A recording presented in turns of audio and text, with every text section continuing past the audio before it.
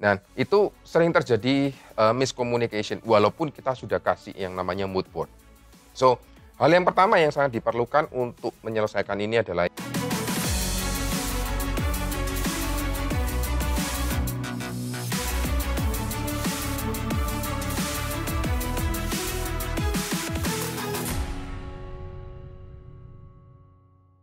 sebagai 3D artist yang bekerja di bidang 3D architectural visualization, entah itu sebagai seorang freelancer ataupun sebagai perusahaan, kita biasa bekerja sama dengan beberapa tipe klien. Yang pertama biasanya developer perumahan, perkantoran, apartemen, mall sekalipun.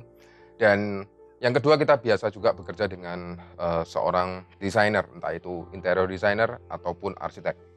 Baik itu perorangan ataupun berupa perusahaan. Ini adalah 4 hal yang biasa saya tekankan di timnya 2G Studio bila kita bekerja dengan seorang ataupun perusahaan arsitek. Video ini saya buat berdasarkan pengalaman saya bekerja sama dengan DP Architect, Ong & Ong, Niken Seike, dan Selby Bulfinch. Sebelum masuk ke 4 poin tersebut, yang perlu kita pahami adalah pekerjaan dari seorang arsitek ataupun interior designer tersebut. Jadi seorang arsitek ataupun interior designer bagi saya tugasnya adalah merancang sebuah kehidupan. Katakanlah kita ambil kasus yang paling kecil ya, misalkan sebuah rumah. Katakanlah rumah itu ada tanah seluas 1000 meter persegi. Seorang arsitek, bagi saya tugasnya adalah membangun sebuah kehidupan dari orang yang memiliki tanah tersebut. Jadi misalkan kita bikin daerah ruang keluarga adalah tempat yang paling nyaman supaya suami, istri, dan anak-anak bisa bergabung di tempat yang sama dan berkumpul terus seharian di sana. Nah, itu merupakan sebuah kehidupan daripada membiarkan anaknya bermain di ruangan sendiri-sendiri, dan itu akan membentuk karakter dari sebuah keluarga. Itu yang selalu saya percayai. Termasuk juga sebagai seorang interior designer juga harus bisa membuat rumah itu senyaman mungkin. Dari peletakan furniturnya, desainnya, sesimpel mungkin.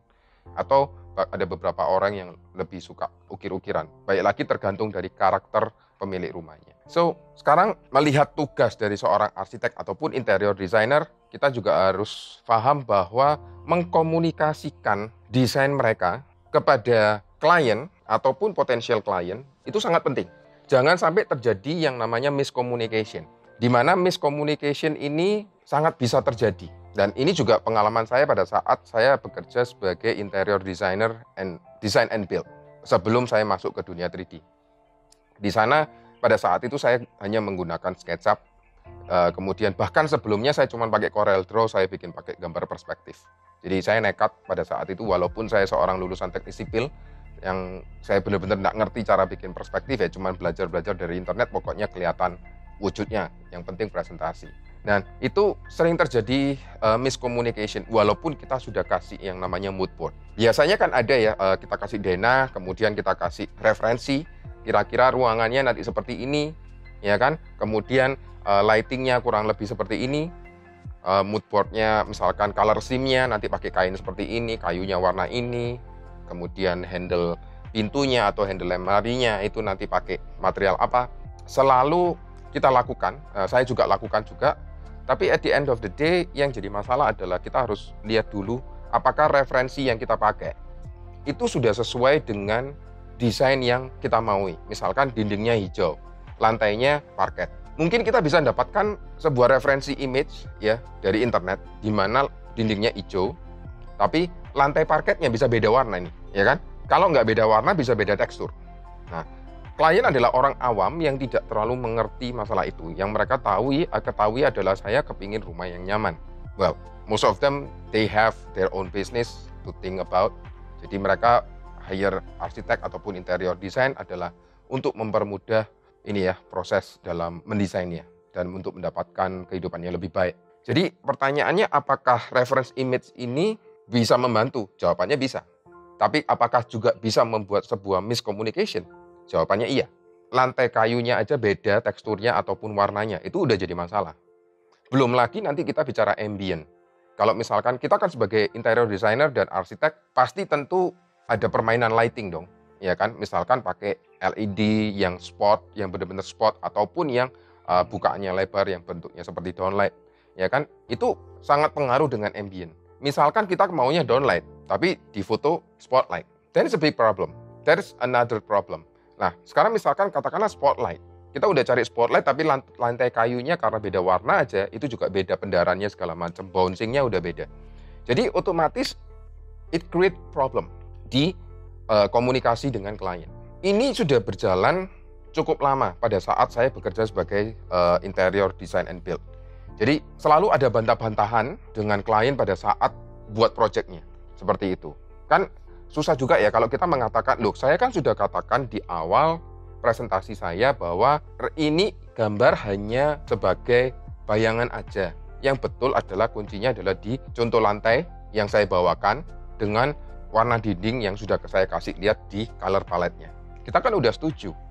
Nah, pertanyaannya kita cuma mau menang-menangan nih atau mau membahagiakan klien. Kalau cuma mau menang-menangan sama klien, at the end of the day, the problem is nanti akan ada hubungan yang nggak enak antara kita sama klien. Kita kan kepinginnya selalu happy ending ya, seperti itu. Jadi sangat dibutuhkan yang namanya 3D visualisasi untuk meminimkan semua permasalahan ini. Bukan menghilangkan ya, meminimkan sebisa mungkin meminimkan. So, hal yang pertama yang sangat diperlukan untuk menyelesaikan ini adalah yang pasti adalah still image. Renderan biasa ya, yang pakai kamera, kemudian kita render begitu aja, still image. Dan still image harus sefotorealistik mungkin, disesuaikan dengan ambient yang diinginkan.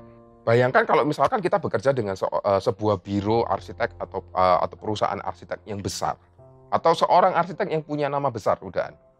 Tapi kita bikin renderannya tidak mencerminkan reputasi dari perusahaan atau seorang arsitek tersebut. Itu sama dengan kalau kita tidak bisa mencerminkan reputasi dari perusahaan arsitek yang kita dukung, sebetulnya kita bukan mau membantu mereka, tapi kita malah menghancurkan mereka nih, ya kan? Karena mereka akan kesulitan juga pada saat ngomong sama klien di awal presentasi, loh kok kayak gini renderannya, ya kan? So, reputasi itu yang penting, membantu menjaga reputasi mereka. Dan yang kedua juga adalah dengan fotorealistic image, itu akan sangat membantu dalam hal komunikasi. Misalkan ambient-nya seperti ini, material lantainya seperti ini, dindingnya seperti ini.